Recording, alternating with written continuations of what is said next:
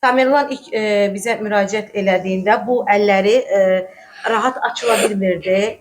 Tamamilə demək olar buzdaşmış, yəni daşlaşmışdı əlləri. Ankara'da görülən əməliyyatdan sonra artıq çox rahatdır. Barmaqları, əlləri açılır. Ondan sonra burun burada nəfəs almasında çox böyük problem var idi. Nəfəs ala bilmirdi. Əməliyyatdan sonraki vəziyyətimiz indi necəsən Tamerlan? Rahat nəfəs ala bilirsən? Yaxşısan da. Süper. Bundaki sonraki işlemlerde Ayşegül Aksu Hanım bize diyecek.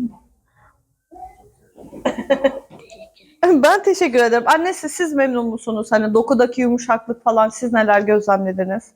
Çok memnunum. Bir de orada bir iğne vurmuştu. Yani iğnesi. Enjeksiyon.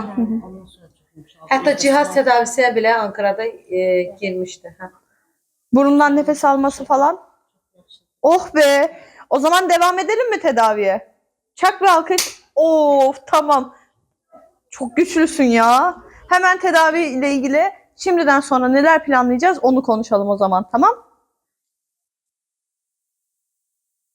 Bugün steroidi alacağız o zaman hastamızı. Enjeksiyona. Zaten gelmen gerekiyormuş. Tamam zaten gelmen gerekiyormuş. Bakmamız gerekiyormuş oraya. Anlaştık. HCC Clinical Hospital. Sağlamlığınızı bize itibar edin.